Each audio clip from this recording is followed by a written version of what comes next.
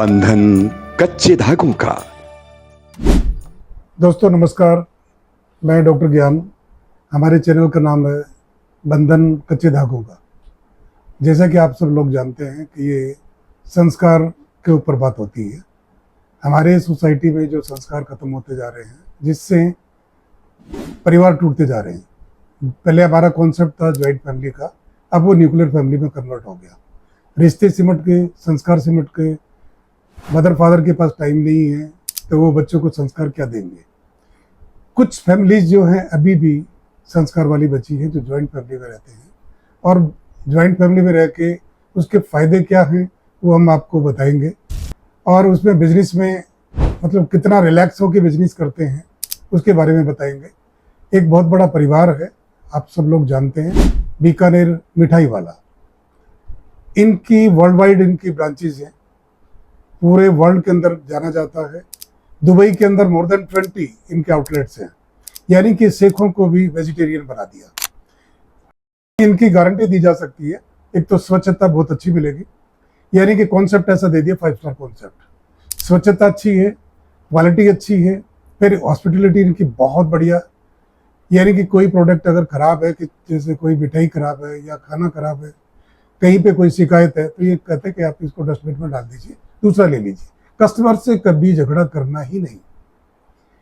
ये पहली बार सुनने को मिला। ये पूरे 4 परिवार हैं, चारों मेरे बहुत क्लोज हैं।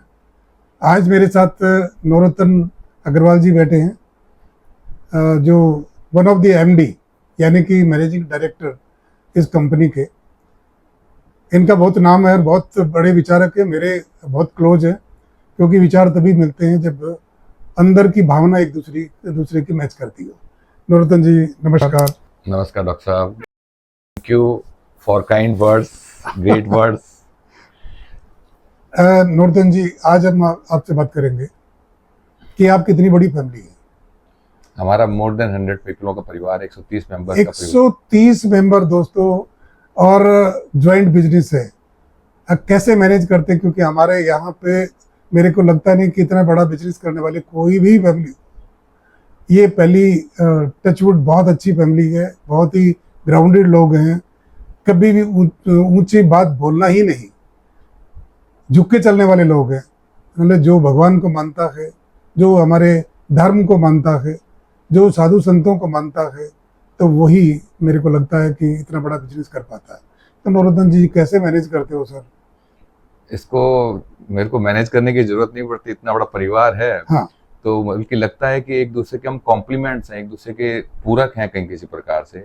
हमने अपने फादर को तपते हुए देखा, मदर को तपते हुए देखा हुआ तपते हुए मतलब फिर थोड़ा सा बताओ। तपने का मतलब ये है कि काम करते हुए आनंद लेते हुए महसूस किया है उनको हर काम में। मतलब स्टार्ट कहाँ से हुआ आपका? हमारा काम ये बीकानेर से स्टार्ट हुआ। हमारे पिताजी बीकानेर से हैं, इसीलिए हमारा फर्म का नाम बीकानेर वाला बीकानो पड़ा। और हमारा जो आपकी बीकानो नमकीन वर्ल्ड वाइड, आपकी मिठाइयाँ वर्ल्ड वाइड चलती हैं। हाँ, तो कहाँ से स्टार्ट हुआ?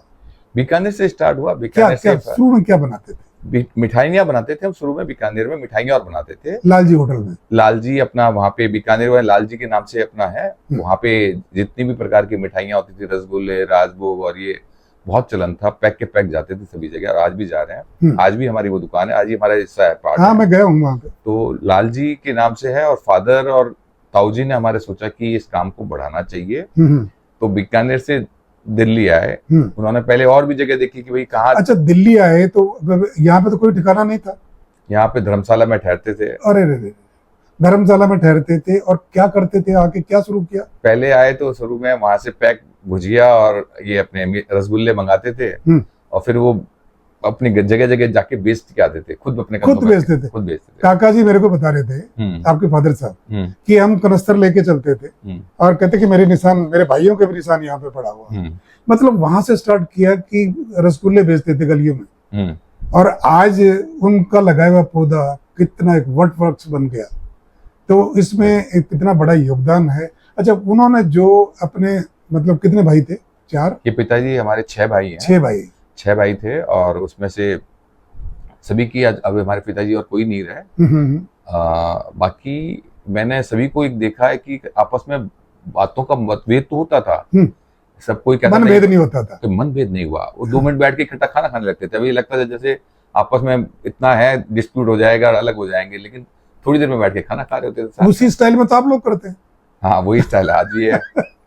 तो इसमें चलो ठीक है, आप लोग भाइयों का तो ठीक हो जाता है कि किसी ने कुछ बोला कि ये नहीं, ऐसा नहीं होना चाहिए, ऐसा होना चाहिए, लेकिन उसके बाद थोड़ा सा हॉट टॉकिंग हुई और फिर उसके साथ बैठ के खाना खा लेते हैं। क्योंकि परिवार की जो ना एक फैमिली का फाउंडेशन जो है ना, परिवार के संस्कार के, भाई बड़े क्या कहेंगे या छोटे क्या सुनेंगे हमारी बातों को, ये आपकी फैमिली में देखने को मिलता है। बिल्कुल। तो इसमें महिलाओं का, जैसे आपकी कोई मैनेजिंग कमेटी की, जैसे आप लोग सब लोग फैमिली इकट्ठी होती है, जेंट्स लोग, और उसमें जो बातें होती है, फाइनल होता है, क्या महिलाएं इंटरफेयर करती हैं? महिलाएं अपनी तरफ से एक्टिव है, इसलिए मेरे को दिक्कत नहीं महसूस होती। नहीं, अलग अलग घरों से आती है, अलग अलग घरों से आती है। नहीं, मैं कुछ और पूछ रहा हूँ।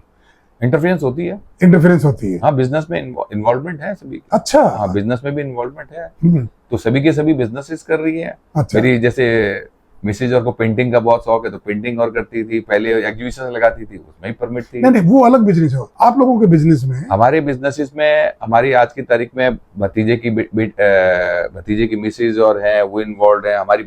मेरी भाभी वो मीटिंग में आती है, वो खुद दुकान में डेली जाना आना। नहीं, मैं मीटिंग मैनेजिंग में, उसमें बिजनेस की मीटिंगों में नहीं आते। हाँ, बिजनेस की मीटिंग में नहीं अब आप ये बताओ अग्रवाल साहब, कि जो आपने फाइनल डिसीजन हुआ, तो क्या आप महिलाओं के सामने आकर डिस्कस करते हो कि ऐसे करना चाहिए, तो आप बताओ? नहीं, ऐसा कोई कभी ऐसा डिस्कशन वाली बातें नहीं आती थी फैमिली में। लेडीज एक बात सीखने को मिला कि जो महिलाएं घर की चारदीवारी में रहती हैं, वो बिजनेस में उनका इंटरफेरेंस आपकी फैमिली में नहीं, वो बिजनेस में इंटरफेरेंस, वो अपना बिजनेस करती है, अपना बिजनेस कर रही है, अपने आप में पूरा बिजी है हर प्रकार से। और एक जब पति और को इतना काम करते हुए देखते हैं, अपने परिवार को काम करते हुए देखते हैं, तो उनका भी काम करने का मन करता है। काम करने का मन करता है, और फिर क्या है कि उस बिजनेस में इन्वॉल्व होते हैं। सही बात है। इंटरफेयर नहीं करती, क्योंकि मेरे ऊपर भी कितने लोग बैठे, क्या कहेंगे। तो ये बहुत खूबसूरती है दोस्तों। ये एक बात सीखने को मिली ज्वाइंट फैमिली की, कि जो भी बिजनेस करते हैं उसमें इनके परिवार में, जैसे अग्रवाल साहब के जो भतीजे हैं, उनकी वाइफ जो है ना, वो बिजनेस में इन्वॉल्व है, वो मैनेजिंग कमेटी में है, वहाँ के आउटलेट की। लेकिन इनका जो मैनेजिंग कमेटी की डिसीजन होता है, उसमें उनका इंटरफेरेंस नहीं है। उनको बताया जाता कि आप लोगों को बेटा ऐसा करना है, तो उसी पैटर्न को फॉलो करती है। ये बहुत अच्छा लगा। अब आप ये बताओ कि जैसे आपके यहाँ पे फंक्शन होते हैं, है ना, फैमिली फंक्शन होते हैं, तो उसमें डिसीजन कैसे होता है कि कितना पैसा लगाएंगे, कैसे करेंगे? ये तो देखो आपका पर्सनल हो गया, इसमें मैं नहीं, उसमें वैसा कोई मतलब, हमारे क्या है कि एक बहुत रिजनेबल है। हम लोगों के कोई ज्यादा कहीं खर्चे नहीं है। हम अपनी दुकान में खुद मैनेजर हैं, खुद ही सब कुछ है। ऐसी लेडीज और का भी हाल है, हर जगह खुद इन्वॉल्व है, हर जगह काम करने में, तो कोई खर्चे नहीं पाल रखे हम लोगों ने बहुत ज्यादा। हम लोगों के एक रिजनेबल है। और हमने फादर को भी, देखो आदमी क्या है डॉक्टर साहब, ये बात समझनी पड़ेगी। मैं नवरत्न अग्रवाल, बीकानेर वाला फूड्स प्राइवेट लिमिटेड, हमारे तो इसका एक डायरेक्टर होने के साथ मैंने देखा, परिवार में काम करते फादर को देखा। काम में जब तपने की जो बात मैं कह रहा था, तपने का मतलब एक साधना है, काम करते हुए उनको उस काम में आनंद देखा। उस चीज को मैं आज एनालिसिस करता हूं, तो जैसे एक बीज है, हमारे अंतस में अनंत बीज है। एक बीज बाहर देखता हूँ, वो बीज तभी पनप पाता है जब उसको प्रॉपर मट्टी मिले, पानी मिले, जल मिले, तब वो तपता है, तब वो अंकुरित होता है। और वो उसको हर क्षण वो अंकुरित होना पड़ता है, तपना पड़ता है, जब वो हर वक्त कहीं ना कहीं ज्ञान को प्राप्त होता है। ऐसे ही हमें ज्ञान का प्राप्त होता है जब किताबें पढ़ें, कोई चीज सुने, या अपने अंतस की गहराई में उस शक्तिशाली परमात्मा को, शक्तिशाली ज्ञान को देखें। तभी जैसा हम देखने लगते हैं वैसा हम होने लगते हैं। अगर मैंने अपने आप को कमजोर मान लिया तो कमजोर होने लगता हूँ, और मैंने अपने आप को शक्तिशाली मान लिया तो मैं शक्तिशाली जीवन जी पाऊंगा। अगर मेरा जीवन शक्तिशाली प्रेम में और तपस्या में मन आनंद आ रहा हो, मुझे हर समय रस आ रहा हो, नृत्य में रस आ रहा हो, काम में रस आ रहा हो, आनंद आ रहा हो, तो मेरा जीवन एक आनंदित जीवन होता है। मेरा जीवन देख के मेरे सराउंडिंग, मेरे बच्चों का, मेरी फैमिली का, मेरे सराउंडिंग का सबका बिजनेस सुधरने लगता है। जो डिस्प्यूट्स हैं वो तब खत्म होने लगते हैं जब मुझे जीवन जीना आता है। हमने फादर को जीवन में 18 घंटे मेहनत करने के बाद जब आनंद देखा है कि काम करते थे तो आनंद आता, हमें भी वही काम करते हुए आनंद आता है। और मैं अपने बच्चों को, पोतियों को भी देखता हूँ, पोतियों को देखता हूँ सुबह से शाम तक बिजी रहती है, और उसको मैं देखता हूँ कि नई चीज सीखने का शौक है उनको, हर चीज में खुद करने की कोशिश करते हैं। एक फल के भी खुद बना ले, और भी चीजें खुद बना ले, हर चीज करने में। और यही नहीं, प्रत्येक बच्चे को होता है, प्रत्येक बच्चा जिज्ञासु और कर्मठ है। हमारा जीवन भी क्या है, प्रत्येक जिज्ञासु कर्मठ है। दोस्तों ये हमारा सौभाग्य है कि जो नवरत्न अग्रवाल जी आज पकड़ में आए हैं, ये बहुत बड़ी बड़ी सभाओं में बहुत अच्छे स्पीकर माने जाते हैं, दिल्ली के नहीं, ये पूरे इंडिया के। और क्योंकि इनको इसलिए बुलाया जाता है कि ये आध्यात्मिक भी है, और बिजनेस में तो देखो ये टाइकून है, लेकिन इनकी बातें सुन के ऐसा लगता है कि जैसे इनकी अपनी बातें नहीं है, ऊपर वाले की तरफ से ये बातें आ रही हैं। मैं जब भी इनसे बात करता हूँ, डिस्कशन करता हूँ, तो इनकी बातों में मतलब पकड़ है, एक प्रैक्टिकल बातें बोलते हैं। अभी जैसे बताया ना कि भाई काम करते हुए मस्ती से काम करिए, और वही आप अपने बच्चों को भी ये मैसेज दीजिए कि भाई मैं इतनी मेहनत कर रहा हूँ, बताना नहीं है, वो बच्चे सब कुछ देख रहे हैं। तो उनको दिखाने के लिए आपको मेहनत करनी पड़ेगी, आपको अपने काम के अंदर पूरी सच्चाई ईमानदारी से वो मेहनत करोगे तो बच्चों के पास जाएगी। अग्रवाल साहब ये बताइए कि अब जैसे आप बिजनेस के अंदर कोई डिसीजन लेते हैं, तो क्या पूरी फैमिली का डिसीजन होता है कि कुछ लोगों का डिसीजन होता है और उसको सारा फॉलो करते हैं? इसमें क्या है कि जैसे आपने बताया कि मैनेजिंग कमेटी में कितने मेंबर हैं? हमारी मैनेजिंग कमेटी में हम टोटल परिवार के 30 मेंबर, बिजनेस में जो इन्वॉल्व हैं 30 मेंबर्स होते हैं। आप तो सुनते सबको एक दूसरे की जगह रेस्पॉन्सिबिलिटीज अलग अलग जगह देख रहे होते हैं। जैसे एक होती है दुबई है, तो वो दुबई में, और यहाँ की कोई डेवलपमेंट होती है दुबई मिल जाती है, दुबई में कोई डेवलपमेंट होती है वो यहाँ मिल जाती है। हम एक दूसरे कॉम्प्लीमेंट्स हैं। डिसीजंस क्या होता है कि हम एक दूसरे ने जो अनुभव किया है वो एक दूसरे को बताना होता है। अच्छा, क्या ये बात सच है कि जो आपके घर में मेल बच्चा पैदा होता है वो जो बचपन से डायरेक्टर है? नहीं, हमारे यहाँ मेल जो भी मेंबर है, हाँ। जो भी लड़का हो या लड़की हो, चाहे कोई भी मेंबर हो, all are equal at every time, सब बराबर है। लड़की भी बराबर ही है। लड़की की जब शादी हो जाती है, दूसरे परिवार चली जाती है, वो हमारे परिवार का अंश है, लेकिन वो एक डिस्टेंस उस परिवार को पहले, उसके लिए वो प्रायोरिटी वो परिवार हो जाता है। जैसे औरों की बच्ची हमारे यहाँ आई भी है, तो उसके लिए हमारा परिवार एक प्रायोरिटी हो जाती है।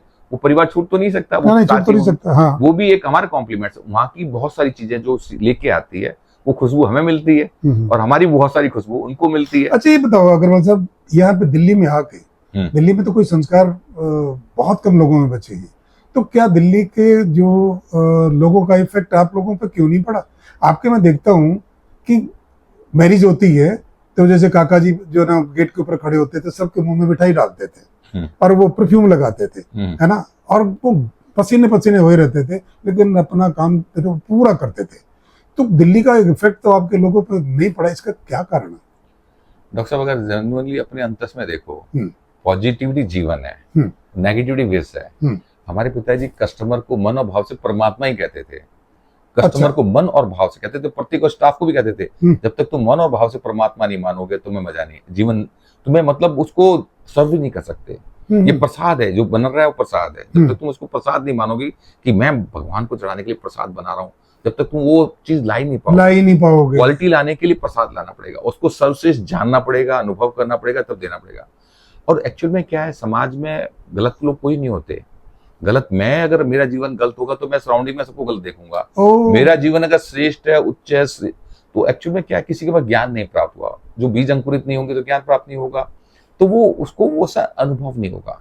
उसमें उसकी गलती नहीं है, वो भी गलती हम लोगों की होती है कि हमने वो जीवन, श्रेष्ठ जीवन उनके आगे नहीं जिया, उनको अपने बारे में बताया नहीं उसका भी, वरना जीवन चेंज होने में 100% अगर वो जीवन को देखेगा अपने अंतस में, अपने आप को महसूस करेगा, तो परमात्मा प्रत्येक के पास है, जीवन में सबके पास है। ऐसा कोई बंदा नहीं है जिसके पास पॉजिटिविटी और नेगेटिविटी नहीं हो। और पॉजिटिविटी का जीवन जिएगा तो परमात्मा का जीवन जी रहा है, और नेगेटिविटी जीवन जिए विश्व है। एक मैं मैसेज लेना चाहता हूँ आपसे कि आप जैसे आजकल यूथ जो है, सभी कहते हैं कि बच्चे कहना नहीं मानते, ठीक है, सभी कहते हैं बच्चे कहना नहीं मानते, अपनी मर्जी से करते हैं, यानी कि वो सारे काम तो अपनी मर्जी से करते हैं, शादी भी अपनी मर्जी से करते हैं, वो तो पेरेंट्स पे थोपते हैं। उन बच्चों को, जैसे आपकी संस्कार वाली फैमिली है, तो आप लोग परिवार के लोग डिसाइड करते हो, तो बच्चों को आप बताते हो भाई ये फैमिली हमने डिसाइड किया, और आपके बच्चे मानते हैं, लेकिन ये आगे नहीं मान रहे, मतलब और परिवारों में ये कॉन्सेप्ट नहीं है। तो क्या मैसेज आप देश की जनता को देना चाहते हैं? मैं कहता हूँ बातचीत होनी चाहिए, समझ होनी चाहिए। हमारी बातचीत अगर अपने आप से ही नहीं है प्रॉपरली, मेरी बातचीत मैं अगर अपने आप से नहीं कर पाऊंगा, मैं अपने बच्चों से बातचीत प्रॉपर नहीं कर पाऊंगा। मेरी और बच्चों की कम्युनिकेशन प्रॉपर हो, वो हो सकता है वो बच्चा सही हो। अगर हम बच्चों पे कोई चीज थोपेंगे तो मालूम पड़ा कि कहीं हमने उसको नुकसान कर दिया। अभी आप अपने 3 बच्चों की मैरिज करी, ठीक है, 3 ना, 3 बच्चों की मैरिज करी, तो उसमें जैसे पहले आप लड़के से लेते हैं, पहले बेटे की हुई, फिर दोनों मेरी बेटियों की हुई। बेटे की हुई, तो आपने डिसाइड किया, तो क्या आपने डिसाइड किया, काका जी ने डिसाइड किया, यानी आपके फादर साहब ने? डिसीजंस लेने के टाइम में मैं और मेरी मिसेज सबसे पहले आगे थे। हमने परिवार और को पहले जितने बायोडाटा आए थे उसमें से देखा कि कौन सा बायोडाटा हमारे बेटे के हिसाब से, हमारे परिवार के हिसाब से सही रहेगा। अब उन बायोडाटा में से कुछ बायोडाटा को हम फिर डिस्कस करने के लिए मिले परिवार के साथ पूरे परिवार होता था हमारा, उसमें बच्चे भी हमारे साथ में इन्वॉल्व होते थे। हमारी बातचीत के साथ में हम बातचीत करते थे, हंसते हंसते उसके परिवार के बारे में जानने की कोशिश करते थे, और उसे ये एक बात कहते थे जरूर कि जानते वक्त कि अगर तुम्हें कोई बात बुरी लग रही हो, मैं कहता हूँ मैं एज ए सखा, एक फ्रेंड के रूप में आपसे कोई बात जानना चाहता हूँ। उनके परिवार से भी जानते थे तो बच्चे से भी जानते थे, जानने में हम उसको अनुभव करने रहते, पढ़ाई में उसका क्या शौक है, क्या करना चाहती है, जीवन के क्या गोल्स हैं और कैसे वो करना चाहती है, ताकि हम उसको समझ सकें। बेटा भी वो सुन रहा होता था। यानी कि ये मैरिज से पहले आप सारी इंक्वायरी कर लेते थे उसी के सामने, बच्चों के सामने, परिवार के सामने। अच्छा ये बताओ सर, जैसे मैरिज को डिसाइड करने में आपको, जैसे प्रपोजल को फाइनल करने में आपको कितना टाइम लगता, कितना टाइम लेते थे? ऐसा है देखो जी, मतलब 1 महीना, 2 महीना, 6 महीना? नहीं, ऐसा कोई समय नहीं। मैंने अपनी पहली बेटे का भी देखा, जब देख लिया समझ में आ गया तो 1 सेकंड वहां हो गई, उसी टाइम हाथ हाँ कह देते हम लोग, ऐसा कोई दिक्कत नहीं है। नहीं, आपको फैमिली के बारे में, बैकग्राउंड के बारे में तो पता किया ना? नहीं, बैकग्राउंड मालूम करना मैं वही कह रहा हूँ, परिवार का देखो, क्योंकि बच्चों में जो लक्षण आते हैं ना, अगर परिवार कर्मठ है, सत्य है, और जो परिवार से मालूम पड़ता है तो वो बच्चों में वो गुण ऑटोमेटिकली आते हैं, क्योंकि वो मेहनती है तो उसके बच्चे भी मेहनती होंगे, और वो सत्य है तो बच्चे भी सत्य होंगे। यानी कि उनकी रूट्स को ढूंढने की कोशिश करते थे कि वो संस्कारी हैं कि नहीं, हाँ, वो मेहनती हैं कि नहीं, उस बच्चे की जो हमारे घर में आ रही है उसके संस्कार कैसे हैं। बिल्कुल बिल्कुल, बहुत अच्छा मैसेज है सर। आजकल तो सिर्फ ये देखते भी अर्निंग कितनी है इसकी, गुड लुकिंग है कि नहीं, बस लड़की की नेचर क्या है उसके बारे में भी नहीं, उसके पेरेंट्स बैंक का कितना कर्जा, नहीं, उनको नहीं देखना, ही नहीं, समाज में क्या रिपोर्ट नहीं देखना, सिर्फ लड़की के फेस को देखा और उसकी सैलरी को देखा, बस मैरिज कर ली। तो वो जो वो रिश्ते बिखरते हैं ना, तो बड़ा दुख होता है। अग्रवाल साहब, आपका बहुत बहुत धन्यवाद कि आपने इतनी अच्छी बातें हमारे व्यूअर्स को बताई। आपके साथ 2-3 वीडियोस बनाएंगे तब आपकी बातें समझेंगे, क्योंकि आप एक विचारक हैं और मैं आपका रिस्पेक्ट करता हूं, आपके विचारों का भी। धन्यवाद सर। थैंक यू डॉक्टर साहब, आपने हमें बुलाया उसके लिए बहुत बहुत धन्यवाद। और मैं कहता हूँ जो आप इस तरह के लोग काम कर रहे हो उसके लिए आप बहुत बहुत बधाई के पात्र हैं। मैं नहीं कर रहा हूँ, आप मेरे पार्टनर हैं। अरे बिल्कुल बिल्कुल, डेफिनेट हम हमेशा ही साथ चले। एक समाज क्या है कि बहुत अच्छा समाज है, और समाज में क्या है कि हम कहीं सपोर्ट कर पाए, 4 चांद लगा पाए उनके जीवन को, क्योंकि प्रत्येक बंदा अपनी तरफ से सोच रहा होता है, बेस्ट कर रहा होता है। अगर उसको विजन, एक अच्छा बड़ा विजन मिल पाएगा तो बड़ा विजन काम कर पाएगा। उसे लगेगा कि मैं इतना बड़ा विजनरी बन सकता हूँ, इतना बड़ा सोच कर सकता हूँ, क्योंकि है वो ऑलरेडी, लेकिन जान नहीं पा रहा, अनुभव नहीं कर पा रहा। आप उसकी सोच को टच करने की कोशिश कर रहे हैं, तो उसके लिए आप तहे दिल से, गहराइयों से बहुत बहुत धन्यवाद। और इसी तरह से कार्य करते रहें, और ये सब अब जो आप कर रहे हो 100% ये सफल होंगे इसमें, और लोगों में तो बदलाव आएगा। आप जो नहीं, हम जो कर रहे हैं, ये बोलो, हम जो कर रहे हैं। Thank you. बंधन कच्चे धागों का।